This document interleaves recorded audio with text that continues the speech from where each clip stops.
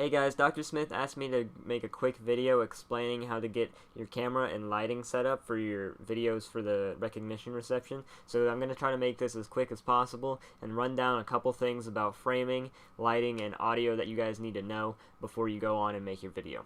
So the first order of business is figuring out which camera you want to use, either on your phone or your laptop. In most cases, I would say your phone is going to be your best bet. Your laptop camera is not very good and is going to have a lot of graininess and artifacting. Basically, just the quality of it is not going to be nearly as good as your phone 99% of the time. So if you are using your phone, you now have to ask yourself whether you want to use the front camera or the back camera, and there's a bit of pros and cons to each. So if you're using the front camera, you will be able to see yourself on the screen, and it will help to set up the lighting and the framing for the shot. However, if you're using the back camera, you will have much better image quality, but it's going to be a lot harder to set up the framing and lighting of the shot, especially if you're alone. Also, make sure whichever camera you decide to use, you are filming horizontally, so in landscape mode, rather than vertically in portrait mode. This is going to help match the resolution and aspect ratio of the rest of the video. If you don't know what that means, that's fine. Just make sure you're filming in landscape rather than in portrait mode. Also, make sure that you're filming in 30 frames per second. If you don't know how to change this, you should be able to look it up on Google to figure out the settings that you need to have for your phone specifically. Now let's talk about framing, specifically headroom and dead space. Headroom is the space between the top of your head and the top of the frame in the shot. You want to make sure that you don't have too much or too little headroom.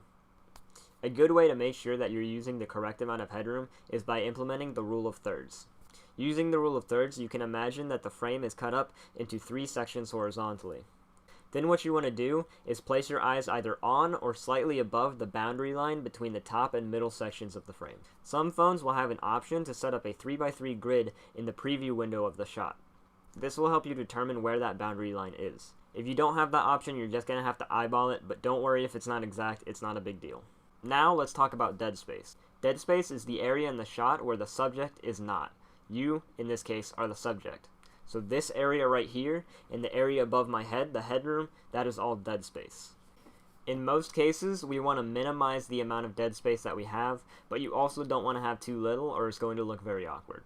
The amount of dead space that we have right now is what I would recommend for your video. The best ways to reduce the amount of dead space that you have in the shot is to either move closer to the camera or zoom the camera in. Note, however, that if you zoom the camera in, you will lose quality in the image. Also, one more thing about framing, and this goes for people that have lists in the video.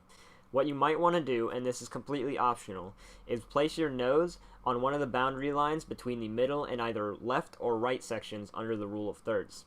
It should look something like this. This way you leave room on one side of the frame for the names to be displayed in the video.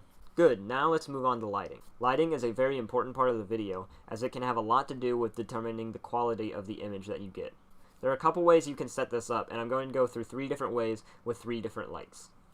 First off, this is what it looks like in my room with no external lighting set up. Notice the weird shadows under my nose and eyes, as well as the graininess that occurs in the darker parts. This is why we need to have a proper lighting setup so that this stuff doesn't happen. So the first lighting setup is going to use one light, and that is called the key light. This lighting setup you can see is immediately better. To do this, all you need to do is have one bright light and place it directly behind and slightly above the camera. This will help to even out the shading on your face, as well as give some definition to your overall facial features. However, we do have some problems with this setup. If this is all that you can do, then that is fine, but there are some other ways that we can improve this even more, particularly with a rim light.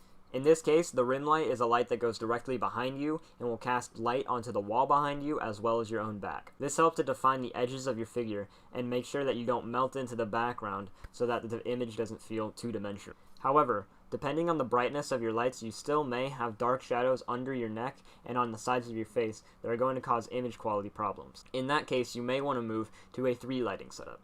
When done properly, this lighting setup can make sure that you don't have any dark shadows under your neck and on the side of your face. You may run into some issues, however, if some lights are brighter than others, and you may still have some weird looking shadows coming from your nose and eyes. So those are some of the options that you have for lighting. Choose whichever one works best for you. Also, a couple things about audio. The microphone in your phone or laptop should be fine. However, I am currently using a separate microphone from the one in my camera. If enough people want to learn how to set this up, then I can make a separate tutorial on that in the coming days. Then when you're done with everything, there is going to be a shared folder in your Google Drive. In here you should make a folder with your name on it that you place the video and audio, if you have separate audio, into. From here I will be able to download it and edit it on my own computer. Also, as a final parting note, neither the image or the audio quality are the most important part of the video. The most important part of the video is you. So try to just make sure that you're having fun with it and that your personality comes through more than anything. I think we'd all rather have everybody's personality come through, but have worse image quality, than have amazing lighting and framing, but everybody is speaking monotonously. With that being said, let's make this a great recognition reception video. This is going to help match the resolution and aspect ratio of the rest of the video. If you don't know what that... Really?